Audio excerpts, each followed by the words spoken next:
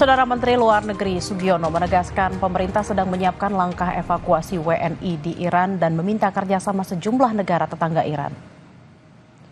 Hal itu disampaikan oleh Sugiono usai menyambut kedatangan Presiden di Saint Petersburg, Rusia. Evakuasi WNI itu dilakukan seiring meningkatnya eskalasi konflik di Iran sehingga mendorong pemerintah Indonesia meningkatkan status kesiagaan bagi WNI di wilayah itu. Sugiono juga bilang evakuasi akan dilakukan melalui jalur darat karena penerbangan langsung ke Iran saat ini dianggap tidak memungkinkan. Saya sudah menyampaikan kepada jajaran Kementerian Luar Negeri dan Kedutaan Besar Republik Indonesia di Teheran untuk melakukan asesmen terhadap rencana dan kemungkinan evakuasi warga negara Indonesia. Terus dari perkembangan 2 hari ini, di mana intensitas serangan Israel semakin meningkat, kemudian yang disasar juga lagi bukan saja target-target sipil, target militer, tapi juga target-target sipil. Maka saya memutuskan untuk meningkatkan level kesiagaan di kedutaan Iran, di kedutaan Teheran menjadi dari level siaga 2 menjadi level siaga 1. Kami kutip dari akun Instagram Indonesia in Teheran, KBRI menyatakan pemerintah Indonesia telah menetapkan status siaga 1 bagi wilayah Iran. KBRI Teheran akan segera melakukan tindakan evakuasi bagi para WNI yang bersedia. Detail lebih lanjut akan diinformasikan di grup WhatsApp WNI di Iran dan perkawasan.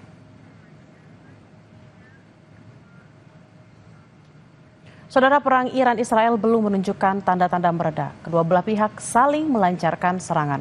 Presiden Amerika Serikat Donald Trump menyerukan agar Iran menyerah yang direspon penolakan dari pemimpin tertinggi Iran Ayatollah Khomeini. Kenapa hal? Perang Iran-Israel belum menunjukkan tanda-tanda mereda. Kedua belah pihak saling melancarkan serangan. Iran kembali meluncurkan serangan ke Israel dan menghancurkan sejumlah akses strategis hingga fasilitas penting Rabu waktu setempat. Korps Garda Revolusioner Iran baru-baru ini merilis gambar yang memperlihatkan peluncuran rudal ke wilayah Israel. Gambar ini dirilis sesaat setelah Teheran mengumumkan gelombang serangan ke-11 terhadap Israel. Untuk membalas serangan Israel, Iran telah meluncurkan serangkaian rudal ke beberapa lokasi. Lewat operasi True Promise 3, Iran menargetkan sejumlah lokasi strategis termasuk ke kota Tel Aviv. Sementara pasukan pertahanan Israel IDF menyalakan sirene di sejumlah wilayah pada Rabu pagi. Sirene dibunyikan setelah IDF mendeteksi rudal yang diluncurkan dari wilayah Iran. Sejumlah ledakan terdengar saat sistem pertahanan udara Israel mencegah rudal yang diluncurkan Iran di udara. Israel juga menyatakan telah melancarkan serangkaian serangan ke ibu kota Iran, Teheran. Sistem pertahanan udara Iran juga merespon serangan dari pihak Israel Rabu pagi. Gambar yang dirilis kantor berita Mer memperlihatkan beberapa cahaya terang terlihat melintas di langit kota Teheran. Beberapa lama kemudian, terjadi serangkaian ledakan di atas langit Teheran. Kepala Staf Angkatan Bersenjata Iran, Abdul Rahim Mousavi, mendesak penduduk di kota-kota besar Israel, Haifa dan Tel Aviv untuk mengungsi, yang memperingatkan akan adanya serangan yang lebih besar lagi. Mousavi bilang serangan yang sebelumnya diluncurkan Iran hanyalah serangan peringatan. Iran akan mengerahkan ratusan pesawat nirawak jarak jauh dengan kemampuan tepat sasaran dan daya rusak berat. اما عملیاتی که تاکنون اجرا شده صرفاً هشدار برای بازدارندگی بوده است و عملیات تنبیهی به زودی اجرا خواهد شد. لذا به جد به ساکنین سرزمین‌های اشغالی به ویژه تل‌آویو و حیفا هشدار داده می‌شود. Sebelumnya, Presiden Amerika Serikat Donald Trump menyampaikan dalam media sosialnya, ia mengetahui lokasi pemimpin tertinggi Iran. Donald Trump pun menyampaikan, kami tak mau misil mengenai warga sipil atau pasukan AS. Kesabaran kami semakin menipis. Trump juga menyerukan agar Iran menyerah. Merespon pernyataan Washington, pemimpin tertinggi Iran, Ayatollah Ali Khamenei, menolak peringatan untuk menyerah tanpa syarat dalam menghadapi serangan Israel. Khamenei menegaskan perdamaian atau perang tidak bisa dipaksakan kepada Iran. Khamenei bahkan memperingatkan keterlibatan Amerika dapat menyebabkan kerusakan yang lebih fatal dan merugikan Amerika Serikat sendiri. اینی که به ملت ایران بگم بیایید تسلیم بشید حرف عاقلانه ای نیست. افراد با خرد که میشناسن ایران رو، میشناسن ملت ایران رو، میشناسن تاریخ ایران رو، هرگز این حرفی رو بر زبان جاری نمیکنن. تسلیم چی بگن؟ ملت ایران تسلیم شدنی نیست. آمریکا در این قضیه 100% به ضرر اوست. اونچه که او در این زمینه ضربه خواهد خورد به مراتب بیشتر است از اونچه که Iran mungkin saja. Iran dan Israel hingga kini masih saling serang. Rudal balasan Israel dan Iran menyebabkan kehancuran dan menelan ratusan korban jiwa. Perang antar dua negara menewaskan lebih dari 200 orang di Iran dan puluhan orang di Israel. Korban mayoritas adalah warga sipil. Perang Iran-Israel belum juga menunjukkan tanda-tanda akan berakhir. Bagaimana dampaknya pada Indonesia dan bagaimana Indonesia bisa berperan dalam meredakan konflik ini? Kita sudah bergabung lewat sambungan Zoom dengan pakar hubungan internasional Universitas Parahyangan, Kishino Bawono. Selamat siang Mas Kishino. Mas, baru aja kira-kira 1 hari lalu Amerika dan juga negara-negara G7 mengatakan kami menegaskan bahwa Israel memiliki hak untuk membela diri dan ada dukungan terhadap keamanan Israel.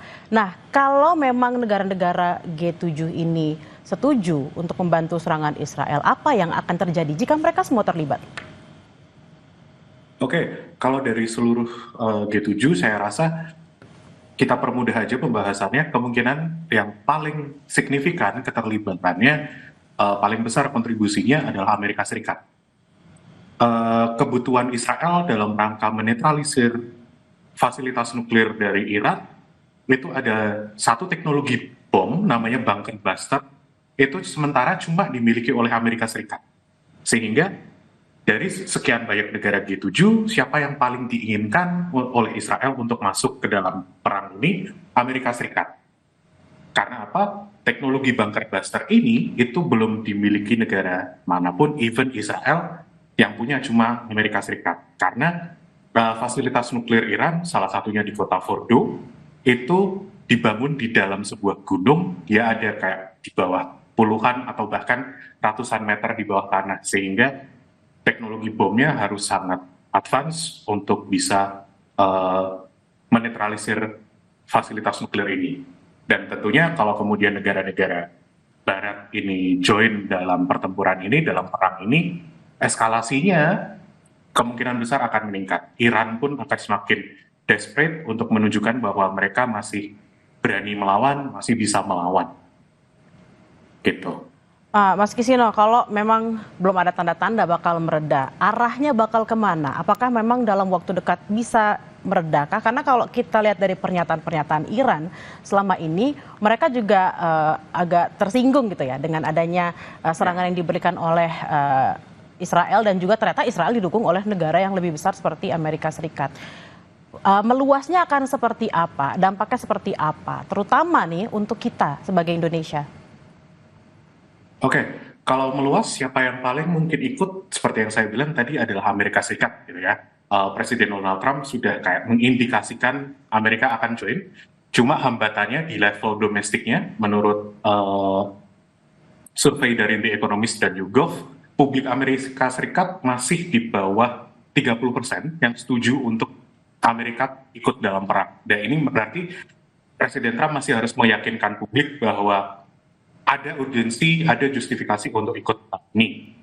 Di sisi lain, partai politik di Amerika Serikat juga ada secara bipartisan masih menjadi yang menyuarakan untuk tidak ikut dalam perang ini. Jadi Amerika paling mungkin, tapi masih ada hambatannya. Lalu efek eskalasinya akan seperti apa? Iran sendiri sudah bilang bahwa kalau Amerika ikut perang, maka Iran akan menyerang beberapa aset Amerika Serikat yang ada di kawasan. Aset Amerika yang ada di kawasan itu kemudian apa? Berarti pangkalan militer Amerika Serikat yang ada, contohnya di beberapa negara Teluk. Lalu kemudian aset-aset ekonomi Amerika Serikat seperti perusahaan dan shipping yang ada di wilayah terutama Teluk Hormuz, yang itu ada di selatan Iran, yang itu juga jalur perdagangan penting, di mana Teluk Hormuz ini menjadi paling tidak mendekati sepertiga dari minyak mentah dunia itu supply-nya harus melewati Hormuz. Dan kalaupun ada eskalasi, Iran kemudian mereka membalas ke beberapa aset Amerika Serikat di kawasan, termasuk mungkin di Hormuz, ya akan ada gangguan supply minyak. Dan kalau gangguan supply minyak ini terjadi, cepat atau lambat pasti akan mempengaruhi Indonesia, karena minyak itu komoditas yang penting. Dia pasti, kalau ada gangguan, dia mengganggu komoditas lainnya, dia akan mengganggu perdagangan internasional, dia akan mengganggu ekonomi global. Dan itu pun bisa juga ada skenario panjangan tangan dari Iran, yaitu di Yaman, kelompok Houthi, bisa saja juga ikut mengganggu perdagangan internasional di Laut Merah, yang itu juga jadi jalur perdagangan penting. Gitu. Nah, kalau itu memang kaitannya dengan perdagangan dan juga Indonesia. Kalau misalnya kita membahas soal kaitannya dengan membela diri nih, karena kan Israel katanya didukung sama G7 dan terutama Amerika Serikat. Kalau saja seandainya Iran ternyata didukung oleh negara-negara lain, let's say mungkin Rusia, mungkin Cina atau mungkin Korea Utara, apa dampaknya, Mas? Kalau melihat dari 3 negara tadi, misal Rusia, Cina, dan North Korea, gitu ya, saya rasa mereka masih belum terlalu siap untuk join ke dalam pertempuran ini. Rusia masih sibuk dengan urusan mereka di Ukraina, mereka masih sibuk perang di Ukraina. Sekarang to an extent masih stalemate, belum ada hasil yang benar-benar decisive, apakah Rusia akan menang atau enggak dalam waktu dekat atau enggak. Itu kan sementara mereka masih sibuk di sana.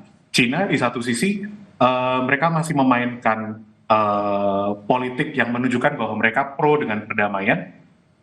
Ya, mereka masih menjual senjata kemana-mana gitu kan, tapi secara resmi mereka masih memposisikan mereka pro dengan negosiasi, pro dengan damai. Jadi rasanya mereka tidak akan seterbuka itu untuk mendukung Iran. Lalu Korea Utara juga rasanya masih akan sibuk untuk membantu Rusia di Ukraina. Beberapa bulan yang lalu karena ada pemberitaan bahwa pasukan dari Korea Utara itu dipakai oleh Rusia di wilayah timur dari Ukraina.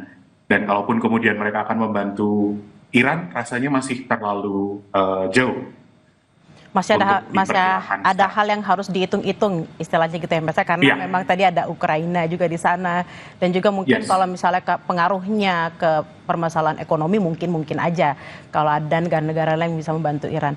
Nah, Mas, kalau kita lihat kan KBRI ini di Teheran sudah mengumumkan meningkatkan dari siaga 2 ke siaga 1 untuk WNI mulai untuk dievakuasi. Nah, ini jadi dampak yang sangat signifikan terkait dengan intensnya serangan antara Israel dan Iran ini.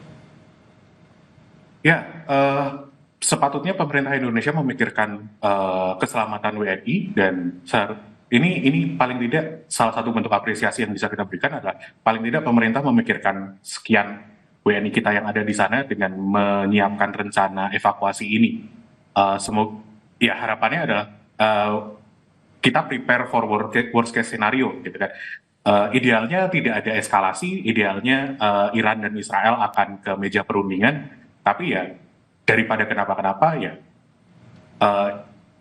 Kemlu seharusnya sudah menyiapkan ini, dan ya sepatutnya kita apresiasi. Semoga sih proses evakuasinya berjalan dengan lancar. Ya, kita memang harus prepare for the worst. Prepare for the worst-nya adalah lebih baik memang WNI kita untuk dievakuasi terlebih dahulu agar tidak ada, dan diharapkan memang tidak ada korban jiwa dari warga negara Indonesia. Terima kasih Kisino Bawono, pakar hubungan internasional Universitas Parayangan. Selamat beraktivitas kembali dan salam sehat. Informasi lain, saudara, di tengah ketegangan dengan Iran, Israel masih saja melancarkan serangan ke Gaza, Palestina. Dalam serangan ini, 22 orang meninggal termasuk 2 anak-anak dan melukai 90 lainnya. Serangan ini terjadi saat warga Khan Younis tengah menunggu bantuan. 8 orang tewas saat berlindung di tenda-tenda, sementara lainnya tewas saat mencoba mendapatkan bantuan. Atas kejadian ini, sejumlah orang berkumpul di depan rumah sakit untuk berduka atas meninggalnya orang-orang yang mereka cintai. Kementerian Kesehatan Gaza melaporkan bahwa rumah sakit di seluruh jalur Gaza menerima 144 jenazah dan merawat 560 orang yang terluka dalam jangka waktu 24 jam. Informasi usai jeda, saudara, dampak erupsi Gunung Lewotobi laki-laki.